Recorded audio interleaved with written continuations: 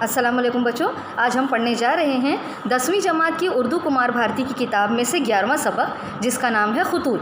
تو یہ خطوط لکھے ہیں مرزا اسد اللہ خان غالب نے۔ پہلی بات میں بتایا گیا ہے، ایک زمانہ ایسا بھی تھا کہ دور دراز مقامات پر سندیسے پہنچانے کے لیے کبوتروں کا استعمال کیا جاتا تھا۔ کاغذ کے پرزے پر لکھا ہوا مختصر سا پیغام کبوتر کے پیروں میں باندھ دیا جاتا تھا اور پھر وہ پیغام کبوتر اڑ کر منزل مقصود تک پہنچا آتا تھا۔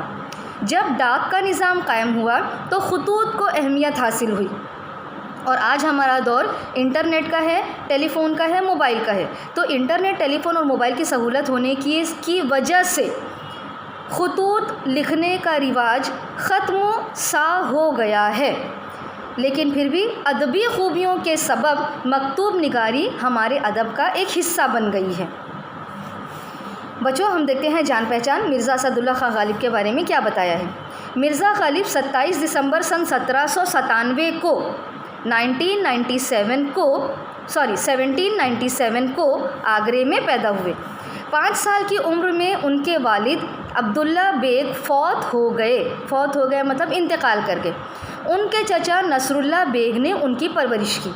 غالب نے ابتدائی تعلیم آگرے میں حاصل کی۔ 15 سال کی عمر میں وہ دہلی منتقل ہو گئے۔ سن 1854 میں ذوق کے انتقال کے بعد مغل بادشاہ بہادر شاہ ظفر کے استاد مقرر ہوئے۔ مرزا غالب نے اگرچہ اردو کلام کے سبب بہت زیادہ شہرت حاصل کی، مگر فارسی میں بھی انہوں نے جو کچھ بھی لکھا ہے وہ بہت اعلیٰ پائے کا ہے اور بہت بلند پائے کا ہے۔ فارسی میں بھی انہوں نے بلند پائے کی شاعری کی ہے۔ غالب نے مکتوب نگاری میں اپنی الگ راہ نکالی۔ انہوں نے خطوط نگاری کے روایتی اور رسمی انداز کو ترک کیا اور خط کو بے تکلف گفتگو اور شخصی جذبات کے اظہار کا ذریعہ بنایا۔ مکتوب نگاری میں غالب کے خطوط کو اعلیٰ درجہ حاصل ہے۔ ذیل میں ان کے مختلف موضوعی خطوط دیے جا رہے ہیں، مطلب یہاں پر 3 خطوط دیے جا رہے ہیں جو الگ الگ موضوع سے تعلق رکھتے ہیں۔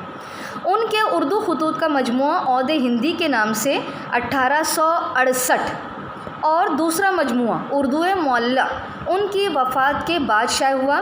مرزا غالب نے 15 فروری سن 1869 کو دہلی میں وفات پائی۔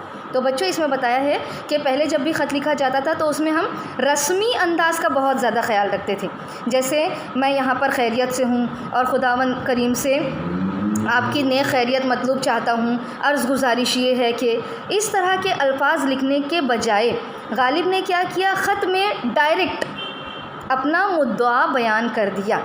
تو بچوں، ہم یہ جو سبق پڑھیں گے خطوط، اس میں ان کے 3 الگ الگ قسموں کے خطوط کے بارے میں بتایا ہے۔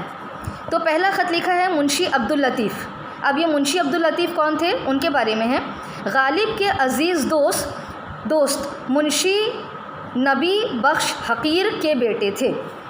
منشی عبداللطیف کون تھے؟ غالب کے ایک دوست تھے جن کا نام تھا منشی نبی بخش، ان کا تخلص تھا حقیر، اس کے بیٹے تھے۔ اس دوستانہ رشتے کی وجہ سے غالب کو حقیر کے اہل خانہ کا بڑا خیال رہتا تھا، مطلب غالب اپنے دوست حقیر کے اہل خانہ کا، ان کے بچوں کا بہت زیادہ خیال رکھتے تھے۔ اس لیے جب عبداللطیف کے ہاں لڑکا پیدا ہوا تو غالب نے تہنیتی خط بھیجا، مطلب غالب نے حقیر کے بیٹے عبداللطیف کو تہنیتی خط، خوشی کا خط بھیجا۔ دوسرا خط منشی شیو نارائن آرام تخلص ہے، منشی شیو نارائن ان کے دوست ہیں، غالب کے دوست ہیں۔ غالب کے دوستوں میں سے تھے مرزا ہر گوپال تفتہ اور آرام نے غالب کے خطوط مرتب کرنے کے لیے ان سے اجازت چاہی، مگر انہیں سختی سے منع کر دیا گیا۔ تو مرزا ہر گوپال تفتہ اور آرام، منشی شیو نارائن، یہ سب غالب کے دوست تھے اور ان کا اپنا پریس تھا۔ تو مرزا ہر گوپال تفتہ اور آرام نے غالب نے جتنے بھی خطوط لکھے تھے تو غالب سے انہوں نے اجازت چاہی کہ ہم آپ کے خطوط کو شائع کرنا چاہتے ہیں، اس کی ایک کتاب بنانا چاہتے ہیں، لیکن غالب نے انہیں اس بات کی اجازت نہیں دی۔ غالب اپنا پتہ غالب دہلی لکھوانا چاہتے تھے، مگر آرام غالب کا مکمل پتہ لکھتے تھے، اس لیے آرام کے خطوط انہیں فوری طور پر پسند نہیں تھے۔ یہاں پر کیا بتایا ہے، غالب اپنا پتہ صرف غالب دہلی ایسا لکھانا چاہتے تھے، لیکن آرام جن کا خود کا پریس تھا وہ غالب کا مکمل پتہ لکھتے تھے، اس لیے غالب کو یہ بات پسند نہیں تھی۔ آرام کا اپنا پریس تھا جہاں غالب کی کتابیں شائع ہوتی تھی۔ تو بچوں اب ہم پڑھتے ہیں غالب کے یہ 3 طرح کے خطوط۔ سب سے پہلا خط تہنیتی خط بنام منشی عبداللطیف۔ بنام کا مطلب ہوتا ہے کے نام، کس کے نام؟ منشی عبداللطیف کے نام۔ لکھتے ہیں برخوردار نور چشم عبداللطیف۔ ہم برخوردار عام طور پر بچوں کے لیے، اپنے بچوں کے لیے استعمال کرتے ہیں برخوردار، ٹھیک ہے، دوسروں کے بچوں کے لیے بھی استعمال کرتے ہیں برخوردار۔ تو اس طرح سے برخوردار نور چشم عبداللطیف۔ بعد دعائے دوام دولت و طول عمر۔ معلوم کریں کہ بھائی صاحب کے کہنے سے معلوم ہوا کہ تمہارے ہاں بیٹا پیدا ہوا ہے۔ کہہ رہے ہیں کہ میں تمہیں دعا دیتا ہوں ہمیشہ تم دولت مند رہو، تمہاری عمر میں اضافہ ہو۔ اب تمہیں یہ جان کر خوشی ہوگی، میں تمہیں بتاتا چلوں، ایسا لکھا ہے، معلوم کریں کہ میں بتاتا چلوں کہ بھائی صاحب کے کہنے سے معلوم ہوا کہ تمہارے ہاں بیٹا پیدا ہوا ہے۔ کن کے ہاں بیٹا پیدا ہوا؟ منشی عبداللطیف کے گھر، جو کہ ان کے دوست کے بیٹے تھے۔ بہت مجھ کو خوشی ہوئی، کہہ رہے ہیں مجھے بہت خوشی ہوئی۔ اللہ تعالیٰ تم کو مبارک کرے اور تم کو تمہارے باپ کے سایہ عطوفت اور اس کو تمہارے ذل رافت میں رکھے۔ اب دیکھو بچوں، ایک جملے میں 2 باتیں بتائی گئی ہیں۔ اللہ تعالیٰ تم کو مبارک کرے مطلب تمہارا بیٹا، تو اللہ تعالیٰ تمہیں مبارک کرے، اور تم کو تمہارے باپ مطلب تم کو اپنے باپ کے سایہ عطوفت مہربانی میں رکھے، شفقت میں رکھے، محبت میں رکھے، تم کو تمہارے باپ کی محبت میں رکھے، محبت کے سائے میں رکھے، اور اس کو مطلب یہ جو بچہ پیدا ہوا ہے اس کو تمہارے ذل رافت میں رکھے، مطلب تمہاری مہربانی کے سائے میں رکھے، مطلب تم بھی اپنے باپ کے شفقت کے سائے میں رہو، اور یہ جو بچہ پیدا ہوا ہے یہ بھی تمہارے محبت کے، شفقت کے، مہربانی کے سائے میں رہے۔ اس کی اولاد تم کو دکھلاوے، مطلب اللہ تعالیٰ اس بچے کی اولاد بھی تم کو دکھلائے، تم دادا بن جاؤ۔ تم جو نام رکھو اس سے مجھ کو اطلاع دینا۔ پھر کہہ رہے ہیں کہ تم جو بھی نام رکھو کہ مجھے ضرور بتانا، مجھے اطلاع دینا۔ میں چاہتا ہوں کہ کوئی نام ایسا ملے کہ جس کے اعداد سے سال ولادت ظاہر ہو، بد دعا۔ کہتے ہیں کہ میں چاہتا ہوں کہ تم کوئی ایسا نام رکھ لو کہ اس نام کے حرف کے اعداد سے اس کا بچے کا سال ولادت پتہ چلتا ہو۔ پھر کہتے ہیں بد دعا مطلب میں ہمیشہ تمہارے لیے دعا گو رہوں گا۔ مرسلہ 2 شنبہ 10 مارچ 1851۔ کہہ رہے ہیں کہ کس کی طرف سے لکھا گیا؟ مرسلہ مطلب لکھا گیا، رسل کیا گیا، ارسال کیا گیا 2 شنبہ مطلب پیر کے دن، 2 مطلب دوسرا، ٹھیک ہے، تو 2 شنبہ مطلب پیر کا دن 10 مارچ 1851 سن دیا ہوا ہے۔ از مطلب کی طرف، اسد اللہ کی طرف سے۔ بچوں اب دوسرا نام آ رہا ہے، دوسرا خط آ رہا ہے تجارتی خط۔ پہلا خط تھا ہمارا تہنیتی خط، یہ دوسرا خط ہے تجارتی خط۔ شفیق میرے مکرم میرے منشی شیو نارائن صاحب۔ اب یہ لکھ رہے ہیں بنام منشی شیو نارائن آرام۔ بنام مطلب کے نام، کس کے نام؟ منشی شیو نارائن آرام، تخلص ہے آرام، منشی شیو نارائن آرام کے نام۔ کہتے ہیں شفیق میرے مطلب میرے دوست، مکرم میرے، میرا اکرام، میری تعظیم، میری عزت کرنے والے منشی شیو نارائن صاحب اپنے دوست کو مخاطب کر کے کہہ رہے ہیں میں نہیں چاہتا کہ 2 جز یا 4 جز کی کتاب ہو، 6 جز سے کم نہ ہو۔ کہتے ہیں کہ میں نہیں چاہتا کہ یہ جو کتاب آپ شائع کرنے والے ہو وہ 2 جز کی ہو یا 4 جز کی ہو، بلکہ میں چاہتا ہوں کہ یہ 6 جز کی ہو، 6 جز سے کم نہ ہو۔ مستر 10-11 سطر کا ہو مگر حاشیہ 3 طرف بڑا رہے۔ مستر کا مطلب سطر، ٹھیک ہے، 1 2 3 4 لائنیں، ہم جسے لائن کہتے ہیں، تو کہتے ہیں مستر 10 یا 11 لائنیں ہونی چاہیے اور حاشیہ 3 طرف سے بڑا ہونا چاہیے۔ شیرازے کی طرف کا کم ہو۔ شیرازے مطلب جہاں پر سے ہماری کتاب بائنڈنگ ہوتی ہے، کتاب کی جلد بندی ہوتی ہے، تو اسے شیرازہ کہا گیا ہے۔ شیرازے کی طرف کا کم ہو۔ اس کے سوا یہ کہ کاپی کی تصحیح ہو، مطلب کاپی صحیح بننا چاہیے، غلط نامے کی حاجت نہ پڑے، ٹھیک ہے۔ کسی کو یہ مطلب جب تم میری جلد بندی کر دو گے تو اس میں کسی طرح کی کوئی غلطی نہیں ہونی چاہیے، کتاب صحیح چھپی ہوئی ہونی چاہیے۔ آپ خود متوجہ رہیے گا۔ کہہ رہے ہیں کہ منشی شیو نارائن آرام جو ان کے دوست ہیں ان سے کہہ رہے ہیں کہ آپ خود پریس میں موجود رہیے گا اور منشی نبی بخش صاحب کو اگر کہیے گا تو وہ بھی آپ کے شریک رہیں گے. پھر اپنے دوسرے دوست کے نام لکھ رہے ہیں. منشی نبی بخش صاحب کو بھی کہیے, وہ بھی آپ کے ہمراہ رہیں گے. اور مرزا تفتہ تو مالک ہی ہیں, اور کہہ رہے ہیں تیسرے دوست ان کے مرزا تفتہ, وہ کہہ رہے ہیں وہ تو مالک ہی ہیں, آپ تینوں مل کر اچھی طرح سے میری کتاب کو شائع کر دیجیے. پھر کاغذ شیو رام پوری ہو مگر سفید اور مہرہ کیا ہوا اور لعابدار ہو. کہہ رہے ہیں کہ کاغذ جو ہے وہ شیو رام پوری کا ہونا چاہیے, سفید ہونا چاہیے, چکنا ہونا چاہیے, ٹھیک ہے, اور موٹا ہونا چاہیے. لعابدار ہو مطلب چکنا ہو. پھر یہ کہ حاشیے پر جو لغات کے معنی لکھی جائیں تو اس کی طرز تحریر اور تقسیم دل پسند اور نظر فریب ہو. کہہ رہے ہیں کہ حاشیہ مطلب مارجن, جو ہم حاشیہ کھینچتے ہیں. کہہ رہے ہیں حاشیے پر جو معنی لکھے جاتے ہیں, مشکل لفظ کے معنی لکھے جائیں گے تو اس کی تحریر خوشخط ہونی چاہیے, دل پسند اور نظر فریب ہو, خوشخط ہونی چاہیے. حاشیے کی قلم بنسبت متن کی قلم کے خفی ہو. کہتے ہیں کہ حاشیے میں جو مشکل لفظ لکھے جائیں گے جس قلم سے, جس پین سے لکھے جائیں اس کی نب باریک ہونی چاہیے. مرزا تفتہ کو 5 جلدوں کا لکھا تھا لیکن اب 6 جلدیں تیار کیجیے گا. کہہ رہے ہیں کہ پہلے میں نے مرزا تفتہ کو لکھا تھا کہ 5 جلد بنانا, لیکن اب 5 جلد مت بنانا بلکہ 6 جلد بنانا. ان 6 جلدوں کی جو لاگت پڑے میں بمجرد طلب کے فوراً ہنڈی بھیج دوں گا. کہہ رہے ہیں کہ ان 6 جلدوں کے تیار کرنے میں جتنا بھی لاگت ہوگی, جتنا بھی خرچ ہوگا, میں جب بھی آپ مجھ سے طلب کریں گے میں فوراً ہنڈی کے ذریعے بھیج دوں گا. جیسے بچوں ہم کہتے ہیں منی ٹرانسفر, تو money transfer bank to bank ہوتا ہے. یہاں پر ہنڈی جو ہے اس میں بھی پیسہ ایک جگہ سے دوسری جگہ پہنچایا جاتا ہے, لیکن بینک ٹو بینک, بینک سے لے کر بینک میں ہی ڈائریکٹ نہیں پہنچتا بلکہ کسی فرد کے ذریعے, کسی انسان کے ذریعے وہ پیسہ مطلوبہ جگہ تک پہنچایا جاتا ہے. اب لکھ رہے ہیں آخری لائن, سہ شنبہ 31 اگست 1857.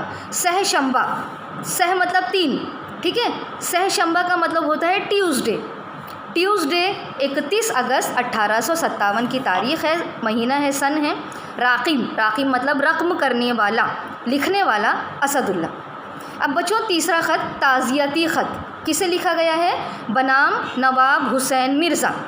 بنام کا مطلب کے نام, کس کے نام؟ نواب حسین مرزا, ان کے دوست ہیں, ان کے نام. بھائی صاحب, لکھنا شروع کر رہے ہیں. بھائی صاحب, آج تک سوچتا رہا کہ بیگم صاحبہ قبلہ کے انتقال کے باب میں تم کو کیا لکھوں. پہلے ہی لفظ سے جملے سے سمجھ میں آ جا رہا ہے کہ نواب مرزا حسین کی بیگم کا انتقال ہو گیا ہے. تو اب کہہ رہے ہیں مجھے نہیں سمجھ میں آ رہا ہے کہ اس کے لیے میں آپ کو کیا لکھوں. تعزیت کے واسطے 3 باتیں ہیں. کہہ رہے ہیں پھر بھی تعزیت میں کر رہا ہوں تو میں 3 باتیں لکھنا چاہوں گا. اظہار غم, تلقین صبر, دعائے مغفرت. ٹھیک. سو بھائی, اظہار غم تکلف محض ہے. کہہ رہے ہیں کہ اظہار غم اگر میں کہوں تو صرف ایسا لگے گا میں تکلف کے طور پر آپ کو پرسہ دے رہا ہوں. جو غم تم کو ہوا ہے ممکن نہیں کہ دوسرے کو ہوا ہو. کہہ رہے ہیں کہ جو غم تم کو ہو گیا ہے وہ اس کا اندازہ صرف تم ہی لگا سکتے ہو. تمہاری بیگم کا انتقال ہو گیا, اس کا اندازہ کوئی دوسرا نہیں لگا سکتا. اگر میں خالی کہوں گا کہ مطلب تم سے غم کا اظہار کروں گا تو آپ کو جتنا غم ہوا ہے مجھ کو اتنا نہیں ہوگا, تو یہ محض تکلف والی بات ہوگی. پھر کہہ رہے ہیں تلقین صبر, بے دردی ہے. بس ایسے موقع پر صبر کی تلقین کیا کی جائے. کہہ رہے ہیں اگر میں کہوں گا کہ صبر کرو تو اس کا مطلب میں آپ پر ظلم کر رہا ہوں, کیونکہ جو حادثہ آپ پر گزر چکا ہے آپ کو بہت مشکل سے آرام آئے گا, آپ کو بہت مشکل سے صبر آئے گا, جلدی سے آپ کو صبر نہیں آ سکتا. تو کہہ رہے ہیں کہ تلقین صبر بے دردی ہے. بس ایسے موقع پر صبر کی تلقین میں آپ کو کیا کروں. تیسرا, رہی دعائیں مغفرت, میں کیا اور میری دعا کیا. اب تیسرے پوائنٹ پر آ رہے ہیں, رہی دعائیں مغفرت. تو میں تو بہت ناچیز سا انسان ہوں, میں کیا اور میری دعا کیا.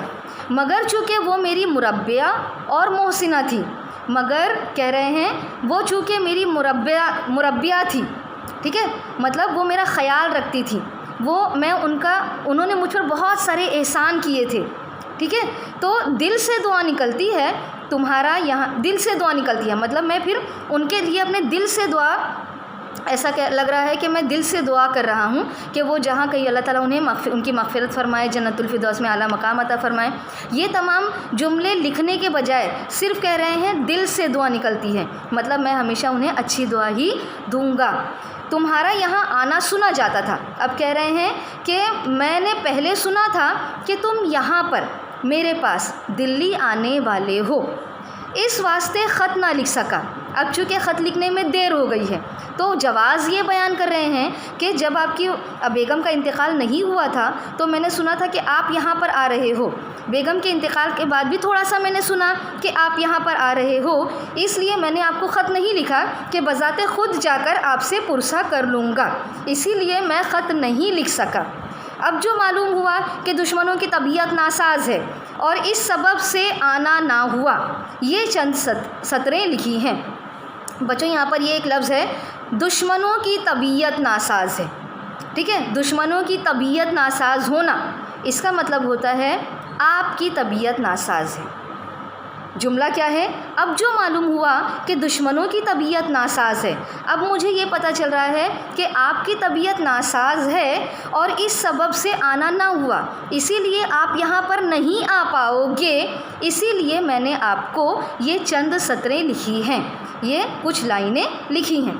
حق تعالیٰ تم کو سلامت اور تندرست اور خوش رکھے، کہہ رہے ہیں کہ اللہ تعالیٰ سے دعا ہے کہ وہ آپ کو سلامت رکھے، تندرست رکھے، خوش رکھے۔ کہہ رہے ہیں کہ جتنا بڑا صدمہ، جتنا بڑا غم آپ کو ملا ہے، اتنا بڑا غم تو کسی کو نہیں ملا، ہم تو اس کا اندازہ بھی نہیں کر سکتے، مگر پھر بھی یہ میں پرسے کے لیے، ایک تعزیت کے لیے آپ کو یہ خط لکھ رہا ہوں۔ آخر میں دعا کرتے ہیں کہ اللہ تعالیٰ آپ کو بھی تندرست رکھے اور خوش رکھے۔